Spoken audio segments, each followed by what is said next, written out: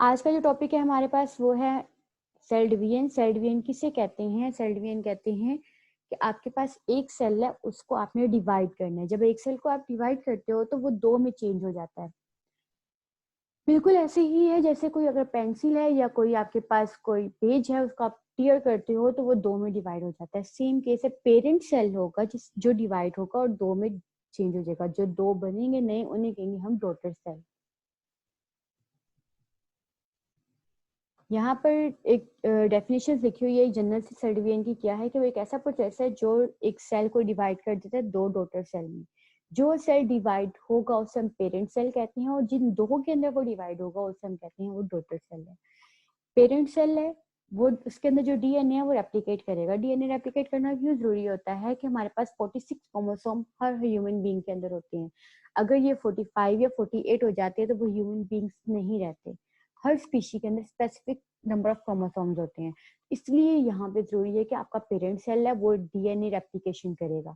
जब वो DNA replication करेगा तो दो डॉटर सेल्स बना देगा।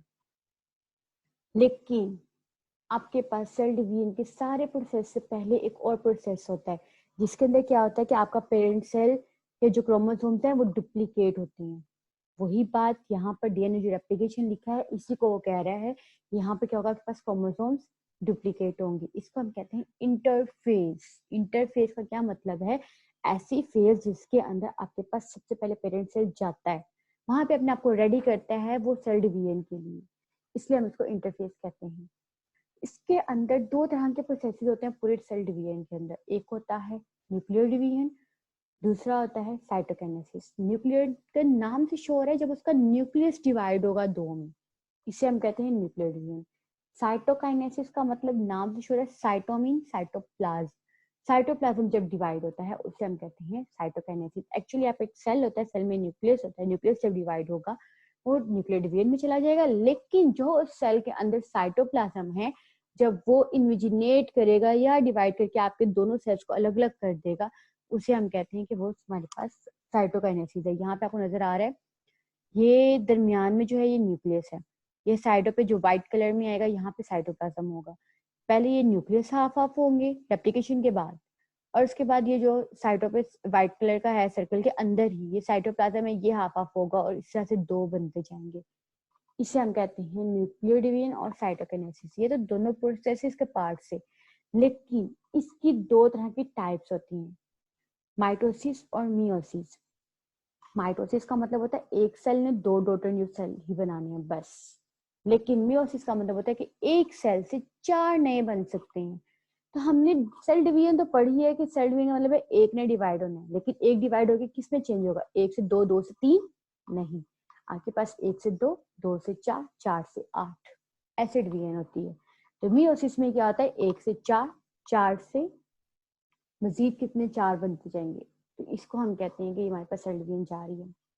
तो माइटोसिस होती कहाँ है और मियोसिस कहाँ होती है? माइटोसिस हमारी बॉडी के अंदर ना, जो नॉर्मली मतलब आर्म्स के सेल्स, लेग्स के सेल्स, बॉडी के तमाम सेल्स जितने भी होते हैं उन्हें हम कहते हैं सोमैटिक सेल्स। सोमा वर्ड निकला है बॉडी से, वहां पे माइटोसिस होती है। माइटोसिस होगी एक से दो बनेंगे, फिर वो जो दो होंगे चार में चेंज होंगे, चार आठ में चेंज हो जाएंगे। तो इससे क्या आती है कि इंसान की ग्रोथ होती जाती है। अब छोटे से हो तो आप देखते हो कि आपके पास सेल्स डिवीजन होते होते आप लोग इतने बड़े हो जाते हो। दूसरी बात कि जब कभी आपको हाथ पे या कहीं पर चोट लग जाती है तो आप लोग क्या करते हो, उस इंजरी की जगह पर 2 दिन के बाद नोट करते हो, कुछ भी ना यूज करो तब भी वहां पे लेयर दोबारा बनना शुरू हो जाती है। कुदरती अमल है।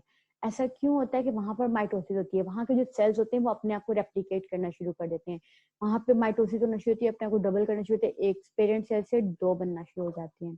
मियोसिस में क्या होता है कि ये जर्म सेल्स में होते हैं। जर्म सेल्स कौन से होते हैं? जहां पर रिप्रोडक्शन होनी होती है, जैसे जहां से न्यू ऑफस्प्रिंग्स प्रोड्यूस होने होते हैं, वहां पे मियोसिस होती है। लेकिन मियोसिस के भी एक प्रोसेस डिफरेंट है जिसे हम मियोटिक 1 कहते हैं, एक प्रोसेस बिल्कुल ऐसे जैसे माइटोसिस, जैसे हम मियोटिक 2 कहते हैं। इंशाल्लाह we will discuss it soon as possible. First of all, we have to discuss about the mitosis. What is mean by mitosis? Mitosis is a process by which a parent cell divides into two daughter cells with the same number of the chromosomes. Mean I have 46 chromosomes, then my daughter cell also have a 46 chromosome. मैंने फिर बात की थी पहले, थोड़ी पहले बात की थी कि आपके पास एक 46 क्रोमोसोम्स होना जरूरी होते हैं। अगर एक ह्यूमन बीइंग के पास 46 है तो नेक्स्ट वन के पास भी 46 होंगे। अगर एक पी मटर के दाने के पास 14 क्रोमोसोम्स हैं तो जो दूसरा मटर का दाना होगा उसके पास भी 14 क्रोमोसोम्स होंगे उसके न्यूक्लियस में। इसका मतलब है क्रोमोसोम्स की रेप्लिकेशन बहुत जरूरी होती है और ये प्रोसेस ही माइटोसिस और मियोसिस में होंगे। अच्छा, अब जो माइटोसिस है इसके अंदर जब पहले नंबर ऑफ क्रोमोसोम्स जो होते हैं वो रेप्लिकेट करेंगे। रेप्लिकेट करने के बाद दो सेट्स ऑफ क्रोमोसोम बने, मतलब अगर दो क्रोमोसोम्स हैं, दो रेप्लिकेट करने के बाद 4 हो जाएंगे, दो सेट्स बन गए। जो माइटोसिस होगी उस दौरान में क्या होगा, न्यूक्लियस जो होगा पेरेंट सेल का वो दो दो क्रोमोसोम्स को इक्वली डिस्ट्रीब्यूट करेगा। 4 थे, चारों को दो एक साइड पे चले जाएंगे, दो एक साइड पे चले जाएंगे। फिर उसके बाद थोड़े से ग्रुप्स ग्रुप्स कहते हैं कि आपके पास इन्विजिनेशन स्टार्ट होती है, जैसे कि दोनों चीजें बंद होना शुरू हो जाती हैं, कुछ चीज उसको कहते हैं ग्रुप्स।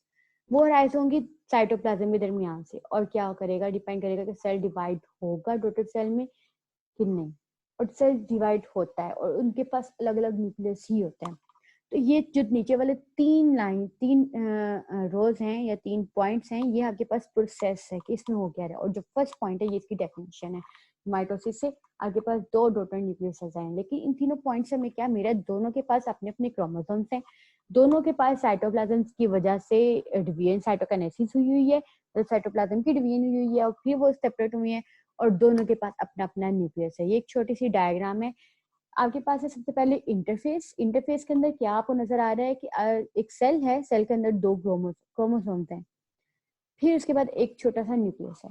आप लोग न्यूक्लियस के बाहर अच्छे डबल जो लाइनिंग है, इसका मतलब है कि एक आपके पास सेल मेम्ब्रेन है और एक आपके पास न्यूक्लियर मेम्ब्रेन है।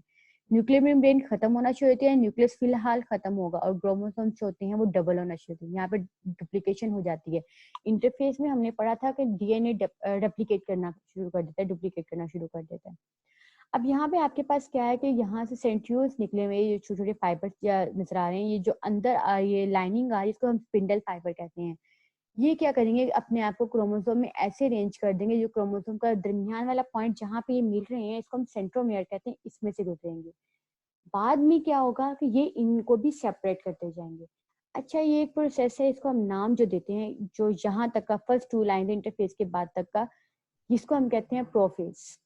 यहाँ पे जब इन्होंने अपने आप को एक लाइन में अरेंज किया हुआ है, इसको हम कहते हैं मेटाफेज। अब यहाँ पर क्या होगा, स्पिंडल फाइबर वापस अपनी अपनी जगह पे जाना शुरू कर देंगे, मतलब एक एक क्रोमोसोम्स को पकड़ेंगे अपनी अपनी साइड से और साइडों पे जाना शुरू कर देंगे, इसे हम कहते हैं एनाफेज। यहाँ पर जब ये इनिजिनेट, ये होता है साइटोप्लाज्म की इनिजिनेशन, जो बाहर वाली लेयर कर रही है, अंदर वाला न्यूक्लियस दोबारा से अपना डेवलप हो जाएगा, मतलब दोबारा अपनी न्यूक्लियर मेम्ब्रेन बना लेगा यहाँ पर, और जो बाहर साइटोप्लाज्म है वो इनिजिनेट करना शुरू कर देगा, साइटोकाइनेसिस करना शुरू कर देगा। इसको हम कहते हैं कि ये है हमारे पास टीलोफेज।